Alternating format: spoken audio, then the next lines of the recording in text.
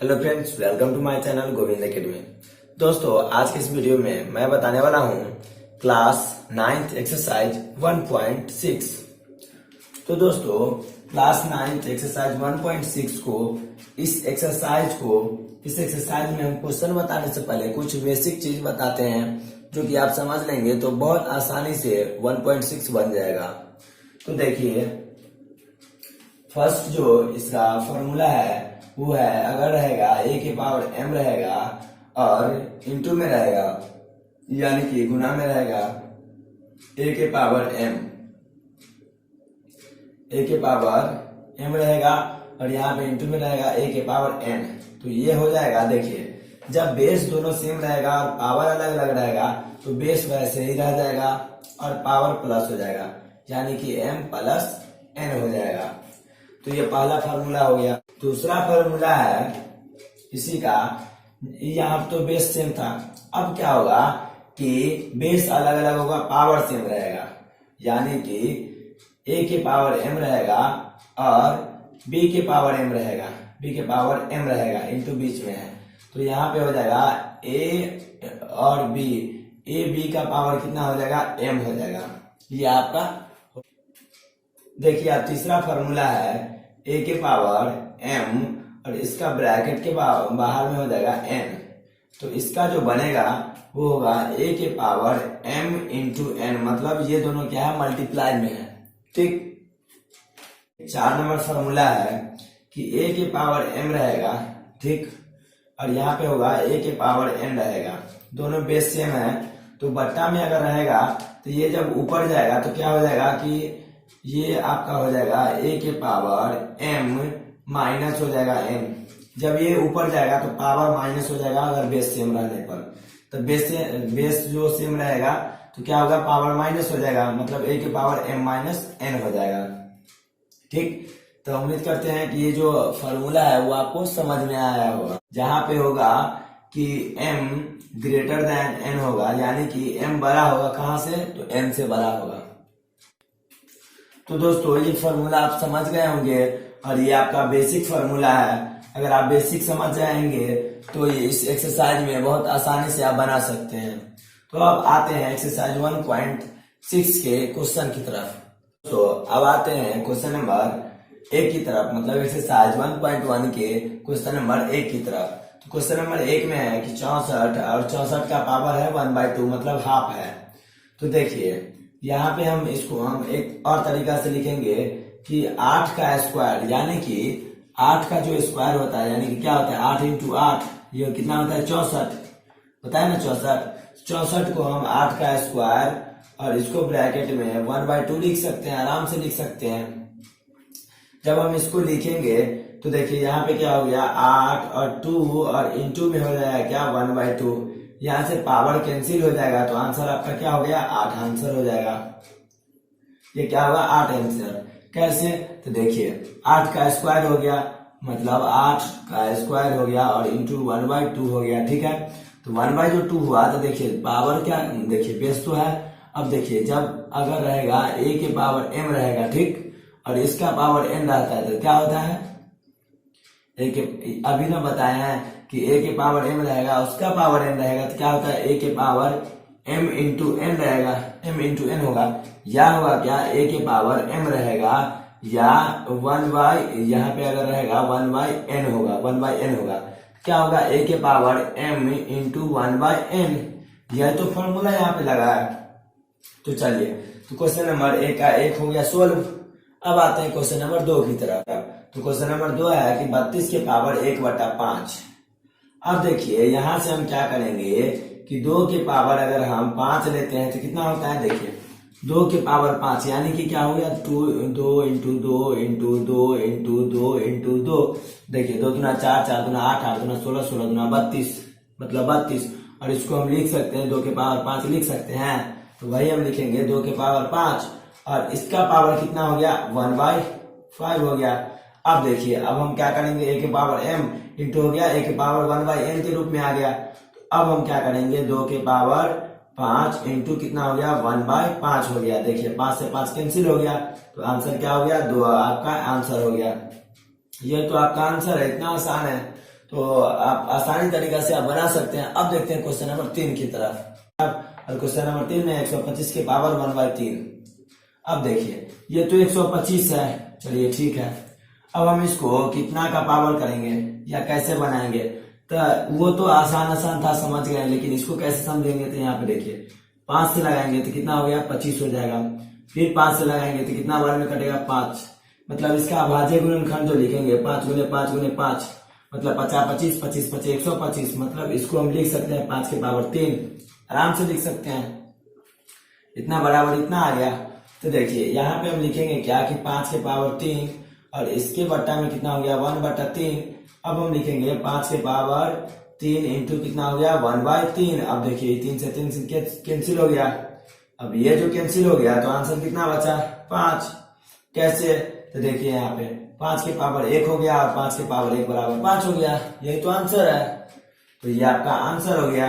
अब आते हैं क्वेश्चन नंबर 2 की तरफ। तो क्वेश्चन नंबर 2 में भी है कि ज्ञात कीजिए, तो ज्ञात कीजिए, ठीक है। तो क्वेश्चन नंबर 2 में क्या है कि ज्ञात कीजिए, ठीक है। तो क्वेश्चन नंबर 2 का जो फर्स्ट नंबर क्वेश्चन है, 2 का जो फर्स्ट नंबर क्वेश्चन है वो है 3 के पावर 3/2, ठीक है।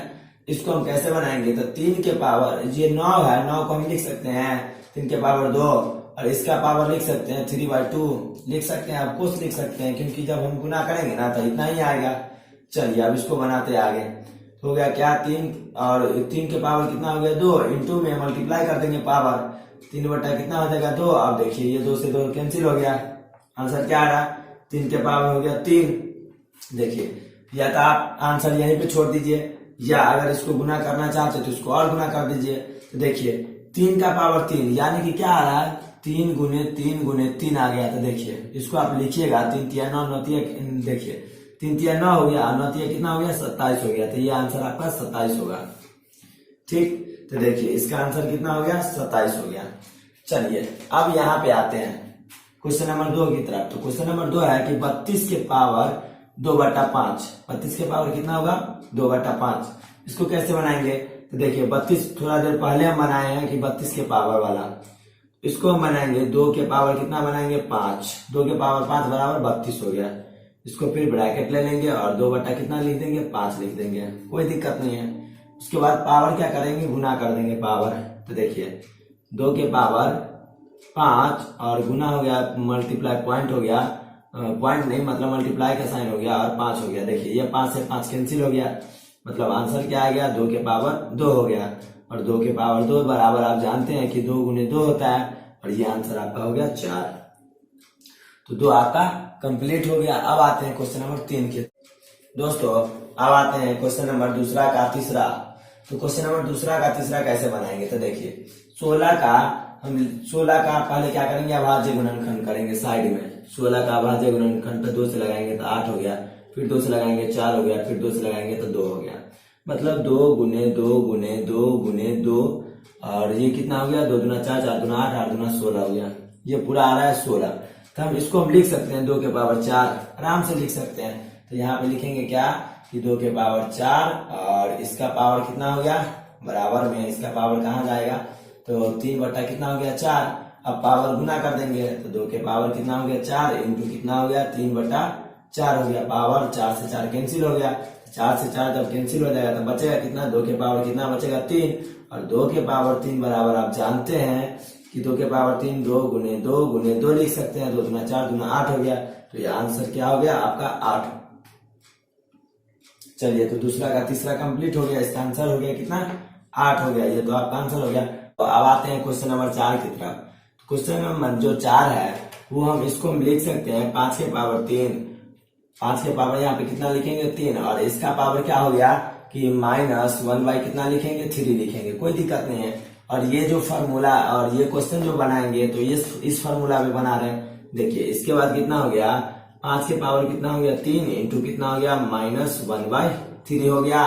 देखिए 3 से 3 कैंसिल हो गया, तो क्या बचा आपका कि 5 के पावर -1 हो गया, और ये आपका आंसर हो गया। तो ये आपका हो गया आंसर 5 के पावर हो गया क्या -1, ये आंसर हो गया। तो एक्सरसाइज 1.6 का क्वेश्चन नंबर 2 पूरा कंप्लीट हो गया। अब आते हैं क्वेश्चन नंबर 3 की तरफ। तो दोस्तों जैसे क्वेश्चन नंबर 1 और 2 बनाए हैं उसी तरह से हम क्वेश्चन नंबर 3 भी बनाएंगे। तो देखिए क्वेश्चन नंबर 3 कैसे बनेगा, ये आपको फॉर्मूला बताए हैं अभी थोड़ा देर पहले बताए हैं कि a के पावर अगर m रहेगा और इंटू रहेगा a के पावर क्या रहेगा n रहेगा, तो आपको पता है कि a के पावर m प्लस n हो जाता है। बस वही तो क्वेश्चन है। देखिए बेस दोनों सेम है, a और a मान के चलिए ये a और ये भी a है। तो जब ये a है और ये दोनों a जो है ये दोनों क्या है a है, तो क्या करेंगे बेस तो वही रहेगा, पावर प्लस हो जाएगा मतलब 2/3 और प्लस कितना जोड़ देंगे 1/5। और देखिए इसका पावर में एलसीएम कर दीजिए, क्या होता है देखिए 2 और देखिए इस दोनों के एलसीएम करेंगे तो कितना हो गया 15। एलसीएम कितना आ रहा है 15। अब देखिए 15 जो एलसीएम आएगा तो यहाँ पे कितना आ गया 10 और यहाँ पे कितना आ गया 3। ठीक है 3 आ गया और बीच में क्या हो गया प्लस। तो इसका जो आंसर होगा वो क्या होगा 2 के पावर 13 बट्टा हो गया आपका क्या आंसर 15 हो गया। यही आंसर है और यही आपको बनाना था। चलिए क्वेश्चन नंबर 2 की तरफ। क्वेश्चन नंबर 2 में है इसको सोल्व करने के लिए बोल रहा है, तो इसको कैसे सोल्व करेंगे, पावर अंदर करेंगे। तो पावर जब अंदर करेंगे तो 1 के पावर कितना हो गया 7 बट्टा हो गया क्या 3 के पावर 3 तो पहले से है और ये 7 आया तो 7 क्या होगा इसके साथ गुना हो जाएगा। तो देखिए 1 के पावर कितना हो गया 7, 1 के पावर 7 क्या हो गया 1 हुआ। और देखिए 3 के पावर कितना है 3 और इंटू का हो गया 7। देखो 3 7 कितना हो गया 21 हो गया, मतलब 3 के पावर कितना हो गया 21। ये आपका आंसर हो गया, मतलब 1/3 के पावर 21। ये तो आपका आंसर हो गया। अब देखिए आपका मन है कि ये 3/21 को ऊपर ले जाने के लिए, तो ये जब ऊपर जाएगा तो क्या होगा पावर माइनस में आ जाएगा। तो इसका जो आंसर हो गया 3 और ये हो गया -21, ये आंसर हो गया। ये आपका टोटल पूरा आंसर हो गया। मतलब अगर 1/a के पावर अगर m रहता है तो यहाँ पे हम बनाएंगे, अगर इसको ऊपर ले जाएंगे तो पावर माइनस में आ जाएगा, मतलब a के पावर -m हो जाएगा। यही ये जो फॉर्मूला जो लगाए हैं वो यहाँ पे लगाए हैं, यही हो गया। देखिए पहले क्या था ये यहाँ पे था और इसको ये इसमें चेंज किए तो यहाँ पे चेंज हो गया। अब देखिए क्वेश्चन नंबर 3। दोस्तों आते हैं क्वेश्चन नंबर 3 का तीसरा नंबर क्वेश्चन। तो देखिए ये जो फॉर्मूला वो किस पे जा रहा है, a के पावर m बट्टा हो गया a के पावर n, इस दोनों पे लग रहा है और इसमें यहाँ पे n होगा, n तो हो गया। अब देखिए इसको हम कैसे बनाते हैं a के पावर m माइनस n, जहाँ पे क्या होता है m ग्रेटर देन n होता है, मतलब m जो होता है वो बड़ा होता है। अब देखिए यहाँ पे इसको बनाएंगे 11 के पावर हो गया कितना 1/2 और माइनस हो गया कितना 1/4। इसको एलसीएम करके बना लेंगे तो 11 के पावर एलसीएम में कितना हो गया 4 और यहाँ पे देखिए कितना बार में तो 4 और यहाँ पे कितना हो गया 2 हो जाएगा, तो 2 - 1 हो गया। तो इसका आंसर जो होगा 11 के पावर कितना आ गया 1/4 आंसर इसका हो गया।